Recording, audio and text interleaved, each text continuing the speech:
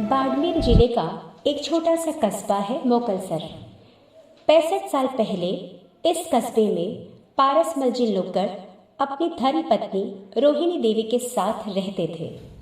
दोनों दंपति स्वभाव से शांत, सरल और धार्मिक प्रवृत्ति के थे। इसी बीच इतिहास ने गच्छ के महानायक को इस धरती पर लाने के लिए इन पुण्यशाली दंपति को चुना। नियति ने तारीख, महीना, सन, समय सब कुछ निश्चित कर दिया और विक्रम संवत 2016 फागुन सुद 14 तारीख 12 मार्च 1960 को पारसमल जी लोकर के वंश को दीपाने वाले महापुण्यशाली पुत्र का जन्म हुआ। माता पिता ने नाम रखा मीठालाल। नाम के अनुरूप बिल्कुल स्वभाव से मीठे। हर माता पिता की तरह रोहिणी देवी और पारसमल जी ने भी अपने एकाकी पुत्र के लिए खूब सपने बुने। माता पिता के लाड प्यार में मीठालाल धीरे धीरे बड़ा होने लगा। जब वह 3.5 साल का हुआ तब तारीख 28 मई 1963 जेठ सुद 6 को रोहिणी देवी ने एक भाग्यशाली पुत्री को जन्म दिया। माता पिता ने नाम रखा विमला। माता पिता के वात्सल्य और भाई के स्नेह की छांव में विमला धीरे धीरे 6 महीने की हो गई। तभी समय चक्र की आंधी में इनकी खुशियों का आशियां बिखर गया। पारसमल जी लोकर का छोटी सी उम्र में असमय निधन हो गया। उस समय रोहिणी देवी की उम्र मात्र 20 वर्ष की थी। समय का प्रवाह अपनी गति से आगे बढ़ रहा था। मीठालाल और विमला अध्ययन के लिए स्कूल जाने लगे। मीठालाल की बौद्धिक क्षमता गजब की थी।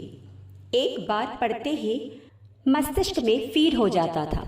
गणित मीठालाल का प्रिय विषय था। पूरे स्कूल में योग्यता के कारण मीठालाल अध्यापकों और विद्यार्थियों में अत्यंत प्रिय पात्र बन चुका था।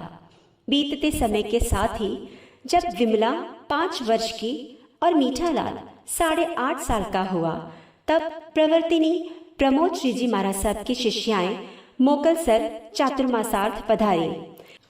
रोहिणी देवी के लक्ष्य को मानो एक दिशा मिल गई। यद्यपि जिस दिन रोहिणी देवी का सुखद संसार खंडित हुआ था उसी दिन से दीक्षा का संकल्प हृदय में धारण कर लिया था। बस इंतजार था तो ये कि दोनों बच्चे बड़े होकर अपने अपने क्षेत्र में स्थापित हो जाए। ये बात जब साध्वी जी को ज्ञात हुई तो उन्होंने दोनों बच्चों को भी संसार की आग में जलने की बजाय संयम की प्रेरणा दी। मीठालाल तो उस समय इन सब से दूर ही रहता था, किंतु मासूम विमला और रोहिणी देवी के हृदय में दीक्षा के संस्कार स्थापित हो चुके थे। बीतते समय के साथ ही मीठालाल 9वीं में और विमला 5वीं कक्षा में आ गए।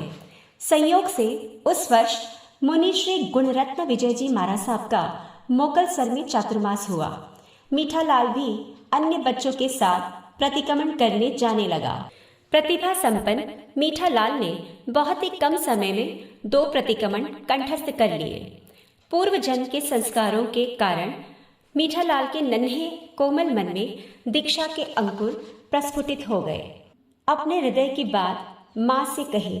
माँ ने उसकी इच्छा पर खुशी जताई, किंतु जीवन के डोर किससे बांधनी है ये निर्णय का अधिकार उसे नहीं देकर स्वयं के पास रखा। इसी चातुर्मास में नाकोड़ा तीर्थ पर अनुयोगाचार्य श्री जिन कांति सागर सुरेश्वर जी महाराज साहब की प्रेरणा एवं निश्रा में उपधान तप समायोजित हुआ। रोहिणी देवी दोनों बच्चों को उनके ननिहाल छोड़कर उपधान करने चली गई। जब दीपावली की छुट्टियां आई तो मीठालाल 2-4 दिन के लिए माँ से मिलने नाकोड़ा गया। मानो नियति सारे अनुकूल संयोगों का निर्माण करने में लगी थी। उस समय कांति सागर जी महाराज साहेब गच्छ में ही नहीं संपूर्ण जैनतर समाज में भारत प्रसिद्ध साधु थे। प्रकाश श्री जी महाराज साहब ने मीठालाल की प्रतिभा का बखान कांति सागर जी महाराज साहब के समक्ष किया। कांति सागर जी महाराज साहब ने जब मीठालाल को देखा तो लौह चुंबकवत दोनों ने एक दूसरे के प्रति खिंचाव महसूस किया। दोनों ही एक दूसरे से प्रभावित हुए बिना नहीं रहे। कांति सागर जी महाराज साहब ने उसकी प्रतिभा की परीक्षा की, वृहत शांति का थोड़ा सा पाठ याद करने दिया, किंतु कुछ ही घंटों में मीठालाल ने पूरी वृहत शांति ही सुना दी। यह देख गुरुदेव के हृदय में आनंद और खुशियों का मिश्रित ज्वार उमड़ पड़ा।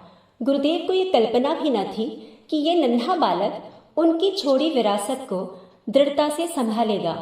गुरुदेव ने उससे दीक्षा के विषय में उसके विचार पूछे तो मीठालाल ने मीठे से जवाब दिया, आप दीक्षा देंगे तो मैं ले लूँगा। गुरुदेव ने प्रकाश श्री जी महाराज साहब को उनकी माँ से बात करने को कहा। प्रकाश श्री जी महाराज साहब ने उनकी माँ से बात की। माँ ने अपने बेटे के मुनि बनने की बात पे खुशी ही व्यक्त की। इसी बीच मीठालाल अस्वस्थ हो गया। कांति सागर जी महाराज साहब ने वात्सल्य के साथ उसका ध्यान रखा। उनके वात्सल्य और अपनत्व की छाप मीठालाल के नन्हे मन में हमेशा हमेशा के लिए अंकित हो गई। वहाँ से आने के बाद मीठालाल और विमला ने स्कूल की परीक्षा पूर्ण की। परीक्षा का परिणाम तो अव्वल ही आना था। उसके दूसरे दिन भविष्य की तैयारी के साथ रोहिणी देवी अपने दोनों बच्चों एवं भाई के साथ पालीतना की ओर रवाना हुई। ज्येष्ठ कृष्णा दशमी की शाम को पालीतना पहुँचे। यहाँ से जीवन नया मोड़ ले रहा था। गुरुदेव ने 27 दिन के बाद का दीक्षा का मुहूर्त प्रदान किया। आषाढ़ कृष्णा द्वितीया को हरि विहार में दोनों भाई बहन का डोरा बंधन संपन्न हुआ। आषाढ़ कृष्णा षष्ठी को दीक्षा का वरघोड़ा एवं उसी रात्रि को अभिनंदन का कार्यक्रम हुआ। आषाढ़ कृष्णा सप्तमी को हरिविहार के हॉल में दीक्षा विधान प्रारंभ हुआ। मीठालाल को जब ओघा प्रदान किया तो वे नहीं जानते थे कि ये ओघा सामान्य शिष्य को नहीं अपितु गच्छ के भविष्य को सौंप रहे हैं। पहले दोनों भाई बहन की दीक्षा संपन्न हुई। उसके 2 घंटे बाद रोहिणी देवी की दीक्षा संपन्न हुई। अब रोहिणी देवी रतनमाला श्री जी महाराज साहब, मीठालाल मणिप्रभ सागर जी महाराज साहब एवं विमला विद्युत प्रभा श्री जी महाराज साहब के रूप में सभी के सामने उपस्थित थे। इनकी दीक्षा के समाचार ददिहाल, ननिहाल एवं पूरे मोकलसर में पहुंच चुके थे। किसी ने अनुमोदना की तो किसी ने रोहिणी देवी की आलोचना की। मणिप्रभ सागर जी महाराज साहब के बड़े पिताजी ने जब दीक्षा की बात सुनी तो क्रोध से आग बबूला होकर रातों रात तीनों को गाड़ी में ले जाने की योजना बनाई। किसी तरह गुरुदेव को ये बात ज्ञात हो गई। रतनमाला जी महाराज साहब एवं विद्युत प्रभा श्री जी महाराज साहब जहाँ सोते थे उस कमरे में ताला लगवा देते थे और मणिप्रभ सागर जी महाराज साहब के पाँव को रस्सी से बांधकर उसका दूसरा हिस्सा खुद के पाँव में बांधते थे। धीरे धीरे परिस्थितियां अनुकूल हुई। गुरुदेव ने उनके बड़े पिताजी को बुलाकर समझाया और वे मान गए। विक्रम संवत 2030 आषाढ़ सुदी दसवीं को पालीतना में तीनों की बड़ी दीक्षा संपन्न हुई। मणिप्रभ सागर जी महाराज साहिब ने कांति सागर जी महाराज साहिब के नमकीन अनुशासन एवं मीठे वात्सल्य में रहकर खूब अध्ययन किया। इनकी बौद्धिक प्रखरता देखकर पावापुरी चातुर्मास में प्रवर्तिनी सज्जन श्री जी महाराज साहिब को उसे लघु सिद्धांत कौमुदी पढ़ाने को कहा। प्रवर्तिनी सज्जन श्री जी महाराज साहिब से उन्होंने बहुत ही कम समय में पाणिनि व्याकरण का अध्ययन पूर्ण किया। इसी तरह आचारांग, भगवती आदि आगमों की टीका का अध्ययन जोधपुर चातुर्मास में प्रवर्तिनी सज्जन श्री जी महाराज साहब के पास ही किया। इसी प्रकार समय बीत रहा था। कांति सागर सुरेश्वर जी महाराज साहिब जैसे जौहरी ने अपने सामने ही मणिप्रभ सागर जी को पूर्ण रूप से तराश कर गच्छ का कोहिनूर बना दिया। मणिप्रभ सागर जी महाराज साहिब जब 25 वर्ष के ही थे तब उस समय गुरुदेव जीवाणा भंवरी बागरेचा की दीक्षा के लिए पधार रहे थे। मात्र 10 दिन ही शेष थे कि मांडवला में कांति सागर जी महाराज साहिब का अचानक देवलोक हो गया। छोटी सी उम्र में समुदाय का कार्यभार मणिप्रभ सागर जी महाराज साहिब के नन्हे कंधों पर आ गया। संघ, समाज, समुदाय का कार्यभार संभालने की क्षमता एवं दक्षता को देखते हुए विक्रम संवत 2045 द्वितीय ज्येष्ठ शुक्ला दशमी तारीख 24 जून 1988 को पादरों में उन्हें गणिपत पदवी प्रदान की गई।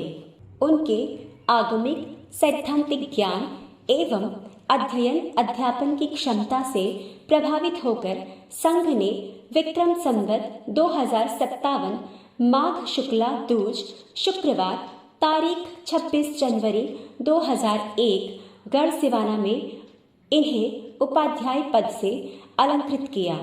उसके बाद विक्रम संवत 2072 ज्येष्ठ शुक्ला 11 शुक्रवार तारीख 29 मई 2015 सिंधनूर में आपको गणाधीश पद से विभूषित किया गया। पश्चात विक्रम संवत 2072 फाल्गुन शुक्ला चौथ शनिवार तारीख 12 मार्च 2016 पालीतना में उत्सव महोत्सव पूर्वक लाखों जनमेदिनी के समक्ष आचार्य पद प्रदान किया गया। आप श्री अपने विशाल एवं योग्य शिष्य प्रशिष्य परिवार के साथ जिन शासन एवं गच्छ की सेवा एवं प्रगति में प्रतिपल तत्पर रहते हैं। आपको हिंदी, प्राकृत, संस्कृत, अंग्रेजी, राजस्थानी आदि कई भाषाओं का ज्ञान है। आप श्री न्याय, ज्योतिष, शिल्प के साथ साथ आप एक बेहतरीन प्रवचनकार, लेखक भी हैं। आपने कुल 227 प्रतिष्ठाएं संपन्न की है और इस वर्ष अभी भी कई प्रतिष्ठाएं संपन्न करने वाले हैं। आपने अपने कर कमलों से कुल 143 मुमुक्षुओं को दीक्षा प्रदान की है।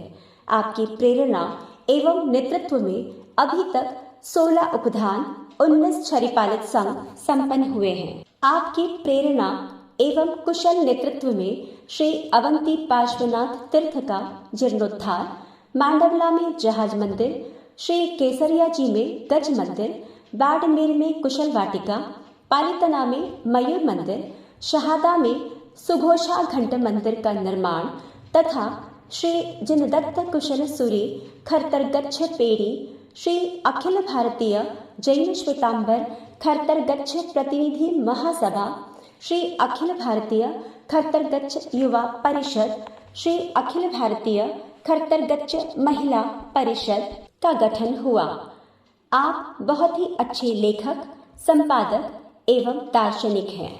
आपने कई पूजाएं, स्तवन, स्तुति, सज्जाएं, चालीसा, इकतीसा, कहानियां, रास, इतिहास, जीवन निर्माण की पुस्तकों की रचना की है। वर्तमान में आप अभी गच्छाधिपति पद को सुशोभित करते हुए शासन एवं गच्छ को अपने कार्यों से महका रहे हैं।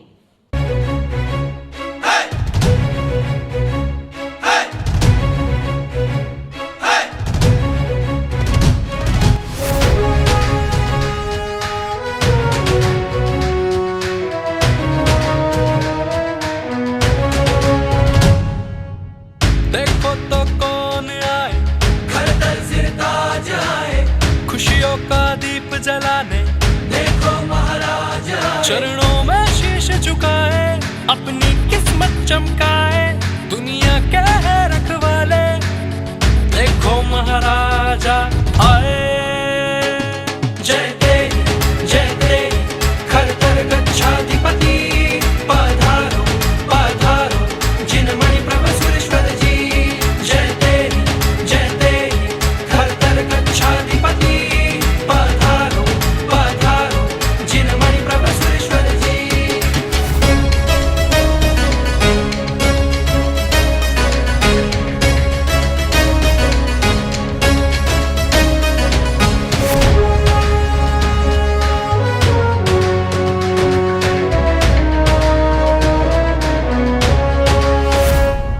चट्टानों सी मजबूती तुझ में मेरे महाराजा, तूफानों से भिड़ने की शक्ति तेरी महाराजा, पर्वत भी झुकता है चरणों में तेरे महाराजा, बादल भी पानी बरसाते स्वागत में तेरे महाराजा। ऐसी है शान तुम्हारी, तू ही है जान हमारी, तुझसे ही दुनिया रोशन, कदमों में तेरे सब कुछ है महाराजा। जय तेरी घर घर गच्छाधिपति, पधारो पधारो जिनमणि प्रभ सुरेश्वर जी। जय तेरी घर घर गच्छाधिपति, पधारो पधारो जिनमणि प्रभ सुरेश्वर जी।